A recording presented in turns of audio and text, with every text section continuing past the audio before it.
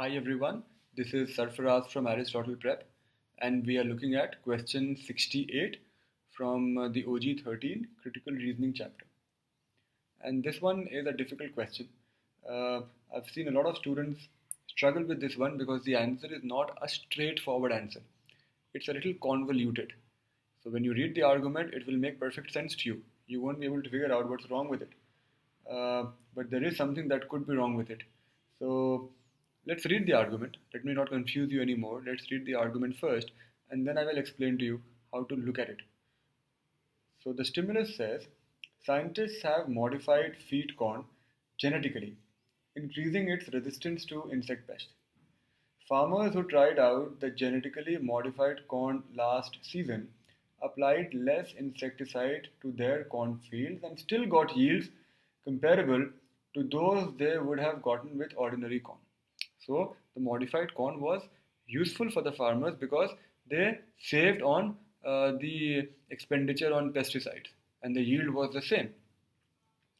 Ordinary corn seed, however, costs less, and what these farmers saved on insecticide rarely exceeded the extra cost for seed. Now, interesting fact comes in that even though with the modified seed you are using less insecticide, the modified seed costs more than ordinary seed. So, whatever you are saving in insecticide, you are investing or spending in the high price, high cost of the seed. Therefore, for most feed corn farmers, switching to genetically modified seed would be unlikely to increase profits. Well, the conclusion looks very logical if you ask me. That's exactly the problem with this argument. Because whatever you are saving on insecticide, you are spending on the cost of the seed, the genetically modified seed. So then for most farmers, whether they switch or whether they don't switch will not make much of a difference to the profitability. As I said, looks very, very logical. And the question says, which of the following would it be most useful to know in order to evaluate the argument? I really can't think of an assumption on the top of my head. So what I would do is immediately go to the options and hope that something strikes.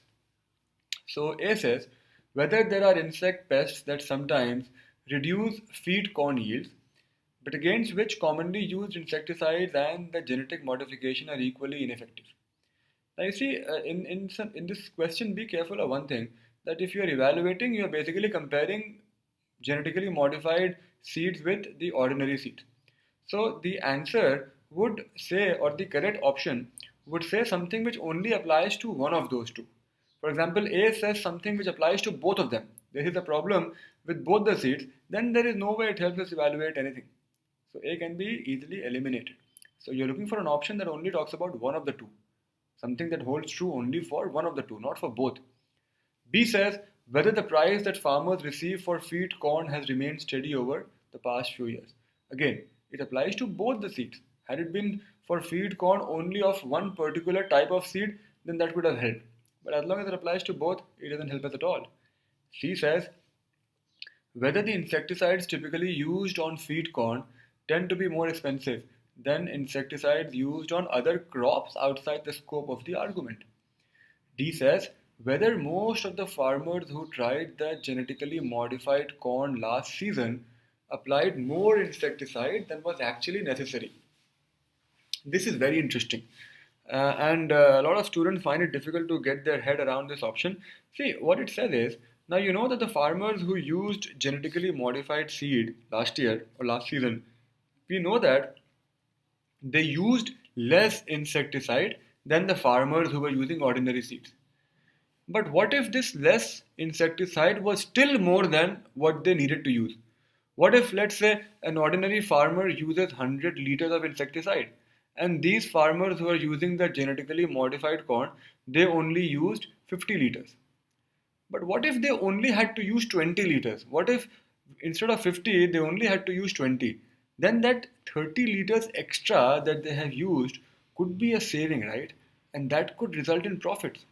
So the answer to D can help you evaluate the argument, because if the answer is yes, then most of these farmers used more pesticide than was necessary, then that saving could be the profit. And if the answer is no, then the argument is perfectly okay. So depending on the answer, you can actually evaluate the argument. There's no way one can think of this without looking at the option.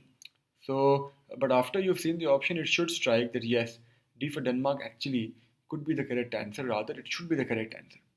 E says whether for most farmers who plant feed corn, it is the most profitable crop. Again, talks about feed corn in general, does not specify between the two seeds, so immediately eliminate. So D for Denmark is the answer to this question. It's a tough question. I would definitely give it something like a 4 or a 4.5 on a difficulty scale of 5. I hope you understood the explanation for it. Have a nice day.